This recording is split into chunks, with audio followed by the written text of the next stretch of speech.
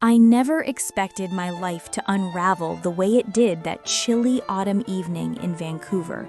The city was cloaked in a light mist, the kind that seeps into your bones and makes every shadow feel like it's hiding a secret. I remember gripping the edge of the leather sofa in our downtown penthouse, heart pounding as the reality of that night crashed into me like a tidal wave. Why would he say such a thing? I whispered to myself, the words echoing off the high ceilings, mingling with the faint scent of pine and rain slipping in from the balcony. Kang-min, my employer, no, the man I thought I knew, had just called me a gold digger. The word hung in the air like a curse, poisonous and sharp. But the shock wasn't the insult, it was what came after. His eyes flicked toward the medical bracelet on little Jisoo's wrist, and in that moment, everything shattered. The bracelet wasn't just a piece of medical equipment. It was a silent testament.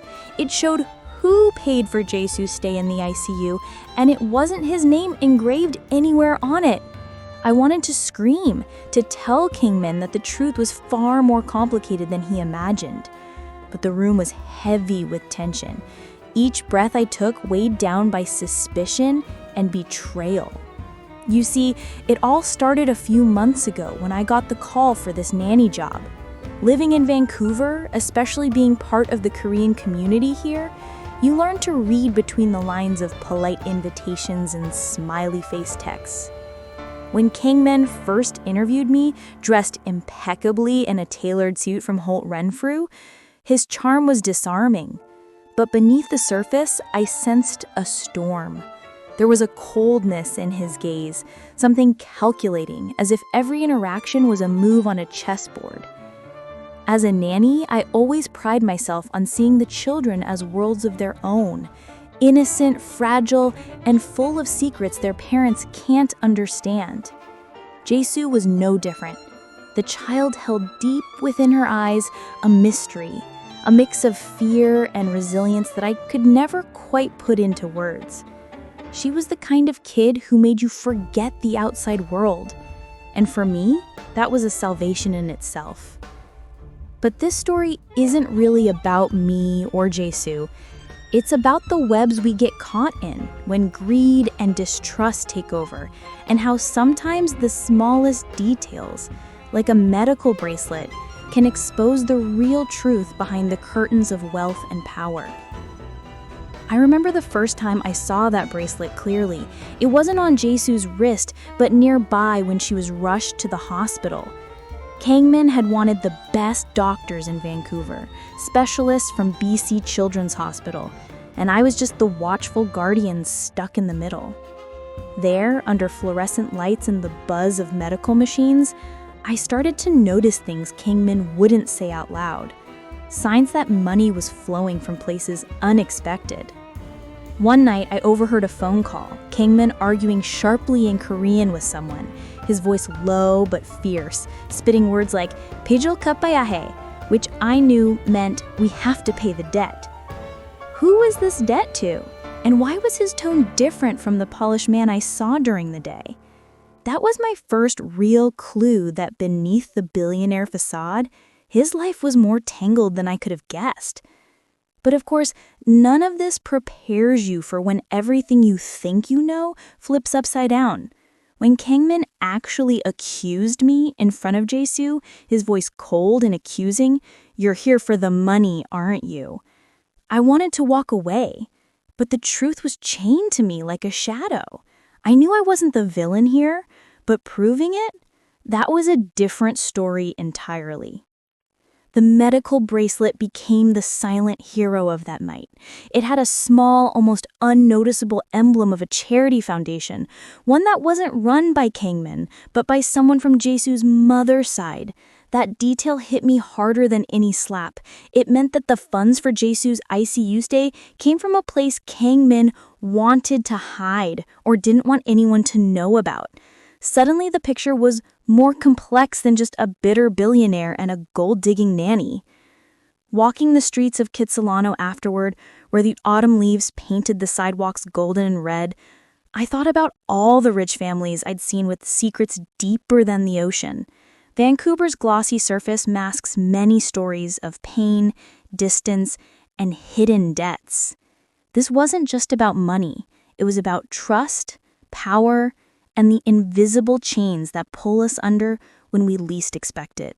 I started piecing together the fragments, the whispered phone calls, the subtle glances Kang-min shot my way, the way Jisoo clung to me not because of duty, but because she sensed I was who she could trust in all of this mess. And then came the twist no one saw coming. Jisoo's medical bracelet wasn't just a clue, it was a message. A message that the people who truly cared, the ones who had been paying to keep her alive in that cold ICU room, were not the ones sitting in the penthouse throwing accusations like daggers. That secret foundation, linked to Jisoo's estranged family, opened doors I hadn't even known were there. Here's where things get darker, the kind of darkness that eats away at your certainty. Kang-min, the man who seemed invincible, was drowning in a financial war he lost long ago. His empire wasn't as solid as he wanted us to believe. The jewel-studded walls of his life were cracking, and I was somehow in the blast radius. It wasn't just about the affections or the accusations anymore. It was about survival, the quiet, gritty survival of a woman trapped between loyalty to a child and a battle she never intended to fight. I found myself planning late into the night, not just how to care for Jisoo, but how to uncover the truth that could change everything. "I won't let you break us," I whispered during one restless night, watching the city lights twinkle below like distant stars. The tension between Kang-min and me wasn't just a power struggle. It was a test of will, endurance, and courage. Little did I know the fight was only beginning, and what started as a simple job had turned into a war where every secret, every word, and every look could mean life or death. And just when I thought I had seen it all, that familiar ping of my phone jolted me from the quiet. A message in Korean popped up, the sender unknown, but the words chilling. 모든 것이 드러날 것이다. 모든 것이 드러날 것이다. Everything will be revealed. That's when I realized the bracelet was just the beginning. The message burned on my screen, shaking me to the core. 모든 것이 드러날 것이다. Everything will be revealed. I stared at it, heart hammering, my mind racing through all the secrets that had been buried beneath Kang-min's polished veneer. His accusations, Jisoo's fragile silence, the mysterious charity foundation funding the ICU room. Every thread was about to unravel. But who had sent the message? Was it a warning or a threat? I felt the weight of invisible eyes watching me from the shadows of Vancouver's rainy streets. This city, with its mix of sleek skyscrapers and quiet neighborhoods like Kitsilano, seemed to be holding its breath, waiting for what would come next. I tucked my phone away, trying to collect my racing thoughts. The cold air from the balcony seeped in, reminding me that there was no escaping the storm. I knew I had to act fast. Jisoo's well-being was more than a job. It was a promise I made to myself the moment I stepped into Kang-min's world. But now that world was collapsing, and I was caught in the middle. The lines between protector and suspect blurred in ways I hadn't imagined. The next morning, as the sticky Vancouver fog clung low, I decided it was time to revisit the hospital, to find out everything I could about that mysterious foundation. At BC Children's Hospital, the staff knew me well enough to let me in without too many questions. The scent of antiseptic and soft beeping machines filled the air, a stark contrast to the storm brewing in my heart. "Miss Lee," Nurse Kim greeted me with a nod. "We're just waiting on some paperwork for Jisoo's continued care. It's been complicated. The funding is unusual." "Unusual?" I asked, trying to sound casual despite the tightening in my chest. Nurse Kim lowered her voice. "I can't go into too much detail, but the payments aren't coming from Mr. Kang-min's accounts." The records show a corporation linked to a soul-based charity. It's not typical, especially for someone like him. That was it. The key piece I needed. Jisoo's medical bracelet wasn't just about numbers or symbols. It was a signpost pointing to a deeper story one Kang-min wanted buried. But why? And what was Kang-min hiding from me? And more heartbreakingly, from Jisoo? Walking back to the penthouse, I passed the vibrant signs of Robson Street awakening. Cafes filled with people clutching steaming cups of dark roast, joggers crunching through fallen maple leaves, and the distant horizon blending the Pacific Ocean with the morning mist. Vancouver was alive, its heartbeat steady despite my unraveling drama. The streets around me were full of life, their normalcy making the storm inside my mind roar louder. I tried to focus on the rhythm of the city, the scent of freshly brewed coffee mingling with the crisp fall air, the laughter spilling from street corners. But none of it could drown the relentless questions I carried like stones in my chest. Why had Kang-min called me a gold digger? What truths was he desperately guarding? And most importantly, who was really paying for Jisoo's care, hidden behind that simple medical bracelet? Each step I took toward the penthouse felt heavier than the last. The world outside seemed to hum with possibility, while inside, where Kang-min held the reins, secrets festered. When I entered the expansive living room, the chill of the early morning was replaced by the polished coldness of marble floors and glass walls. Jisoo sat quietly by the large window, her tiny hands fiddling with the edges of a tattered book. Her eyes held the kind of calm that only children forced to grow up too fast develop, a quiet that whispered stories I wasn't yet ready to hear. "Hey, sweetheart," I whispered softly, lowering myself to her level. She glanced up, a faint smile breaking through her tired gaze. "Did you sleep well?" "Not really," she admitted, voice barely above a hush. "I had a bad dream. I saw shadows chasing me again." My heart clenched. How could I protect her from shadows so intangible yet so terrifying? And what horrors did she see within the walls of her own life? "I'm here," I assured her, squeezing her small hand gently. Jisoo's medical bracelet caught the slanting light. It looked ordinary to anyone else, but to me, it was a map of hidden alliances and truths. The emblem etched on its surface wasn't just a symbol, it was a signature of people who had stepped into her life from the shadows, paying for every second she spent tethered to machines in the ICU. Who were they? Determined to uncover the truth, I began quietly reaching out to contacts in the Korean community. A tangled web of whispers and half-truths started unraveling.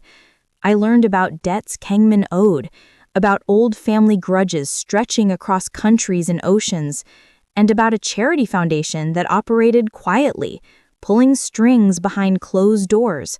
The crucial moment arrived in the sterile halls of the hospital, a confrontation shrouded in whispered threats and legal maneuvers.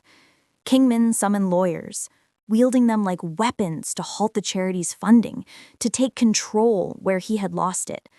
The very life flowing through Jisoo's fragile body hung in the balance, tethered not just to machines, but to a war fought behind closed doors. I stood there in that cold hallway, the fluorescent lights buzzing overhead like angry wasps, watching as men in expensive suits argued over a child's future as if she were just another asset to be claimed or discarded. The smell of antiseptic burned my nostrils, but it couldn't mask the stench of greed and desperation that hung thick in the air. Kang-min's face was a mask of controlled fury, his jaw tight, eyes cold as the Vancouver winter rain that streaked down the windows behind us. "This is my daughter," he said, voice low and dangerous. "I decide what happens to her care." But his lawyer, a sharp-eyed woman named Patricia Chen, who worked for one of Vancouver's most prestigious firms, shook her head slowly. "Mr. Kang, the records show that the primary funding source for Jisoo's ICU care has been the Han Family Foundation, not your personal accounts. They have legal standing here." The words landed like bombs in the quiet corridor. I watched Kang-min's composure crack, just for a second, a flash of panic crossing his features before the mask slammed back into place. That momentary slip told me everything I needed to know. He'd been lying all along, not just to me, but to everyone. The empire he'd built, the wealth he flaunted, it was all smoke and mirrors held together by borrowed money and desperate deals. I thought back to those late nights when I'd heard him on the phone, speaking rapid Korean in hushed, angry tones. "돈이 없어," he'd hissed once. "I have no money." At the time, I dismissed it as just another business call, but now the pieces were falling into place with horrifying clarity. The Charity Foundation's lawyer, a younger man named Candy Park, stepped forward. "We're not trying to take custody, Mr. Kang. We simply want to ensure Jisoo receives the care she needs. The Han family has been funding her medical expenses for the past 8 months. They have a vested interest in her well-being." The Han family. He spat the name like poison. "They have no right. They abandoned us years ago." "That's not what the court records show," David said quietly, pulling out a folder. "There were multiple custody hearings in Seoul. Mrs. Han, Jisoo's maternal grandmother, sought custody when her daughter died. You fought her in court and won, but only after making certain promises about Jisoo's care and education." My breath caught.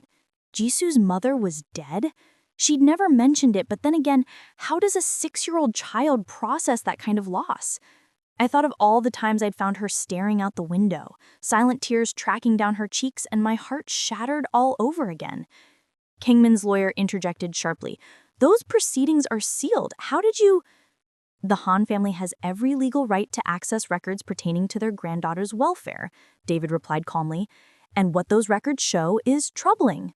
Promises made but not kept, educational trusts that were never established, and most concerning, medical bills that went unpaid until the foundation stepped in." The hallway seemed to tilt. I gripped the wall for support, my mind reeling. How deep did this betrayal go? How long had Jisoo been caught in this web of lies and broken promises? "This is ridiculous," Kang-min snarled. "I'm her father. I have sole custody." "Custody that could be challenged," Patricia said quietly, and I saw the warning in her eyes. She was trying to protect him, but even she could see the ground was crumbling beneath his feet. "Mr. Kang, perhaps we should discuss this privately." But David wasn't finished. "There's something else you should know. The medical bracelet Jisoo wears contains a data chip. It's standard for complex cases like hers. It tracks all medical interventions, authorizations, and payment sources. We've reviewed that data." The color drained from Kang-min's face. "Every procedure, every medication, every night in the ICU, all authorized and paid for by the Han Family Foundation. Your name appears nowhere in the medical records as a financial guarantor.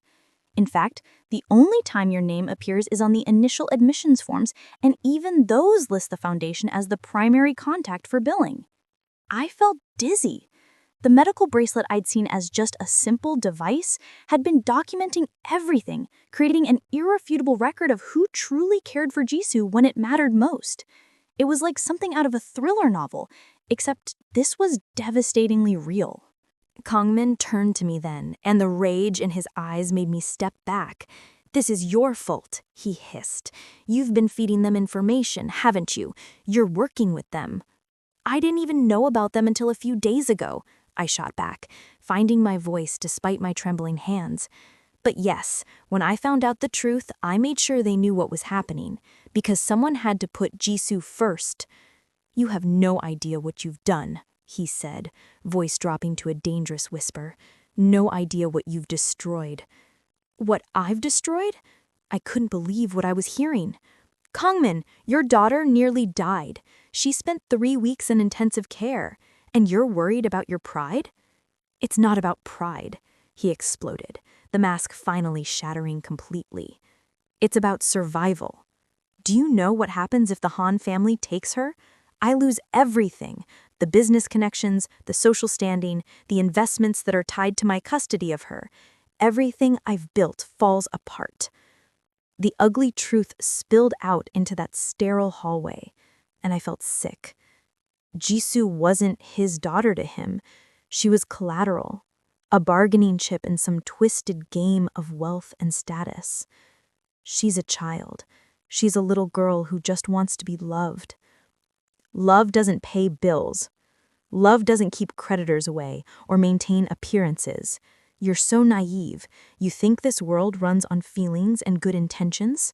Before I could respond, a nurse appeared at the end of the hallway. "Excuse me, but Jisoo is awake. She's asking for—" Her eyes found mine. "For her nanny." I didn't wait for permission. I brushed past the lawyers and their briefcases full of accusations and headed for Jisoo's room.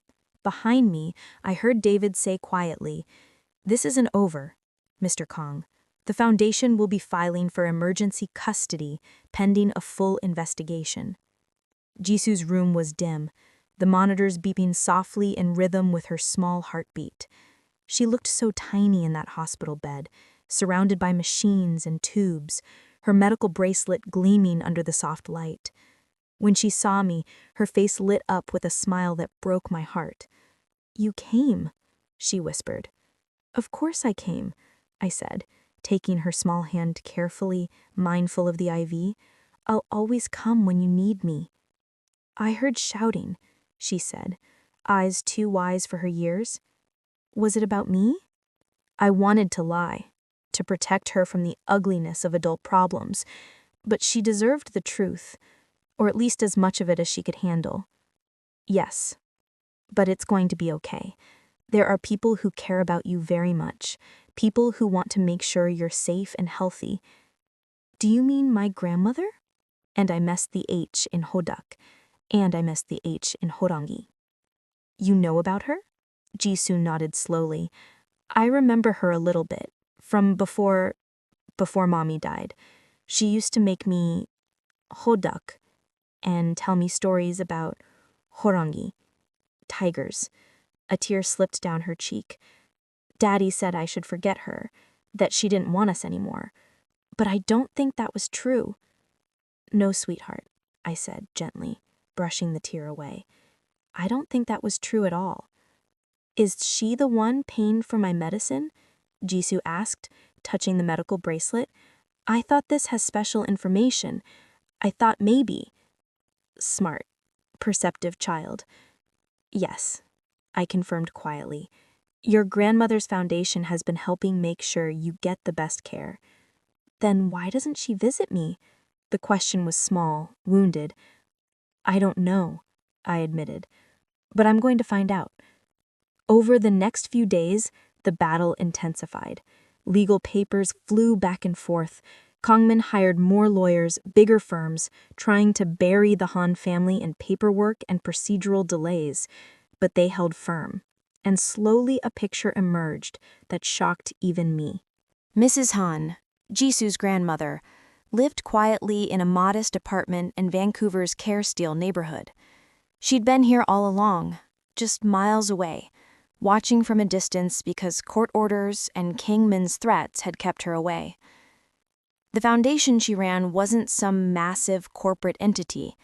It was funded by her late husband's pension and life insurance, every penny carefully allocated to ensure Jisoo received care, even if she couldn't provide it directly. When I finally met her, in a small cafe near the hospital where rain streaked the windows and the scent of fresh coffee mingled with autumn air, I understood everything. She was small, dignified, with Jisoo's same gentle eyes. And when she spoke about her granddaughter, her voice broke with the grandmother's love. "I lost my daughter to cancer 3 years ago," she told me, hands wrapped around a cup of yujaja.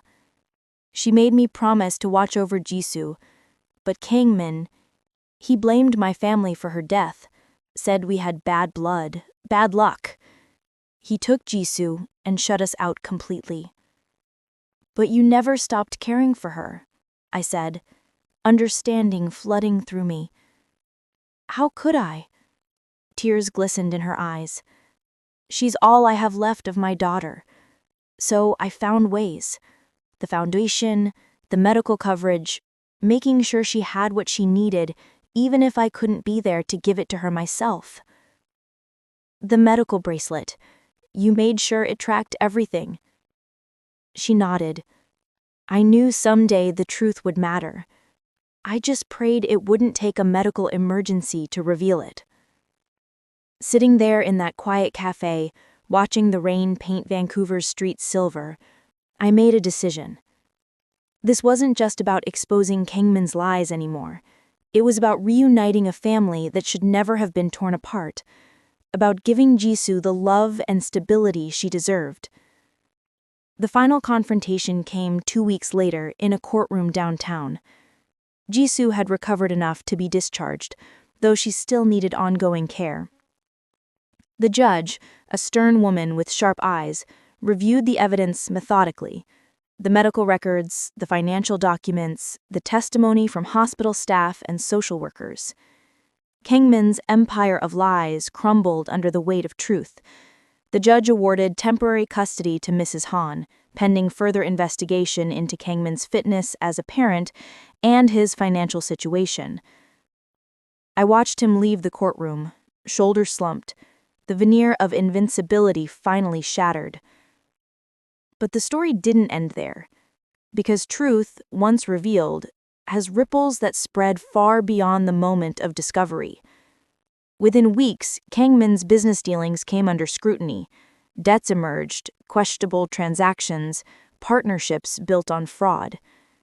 The billionaire facade fell away, revealing a man who'd been drowning for years, using his daughter as a life raft.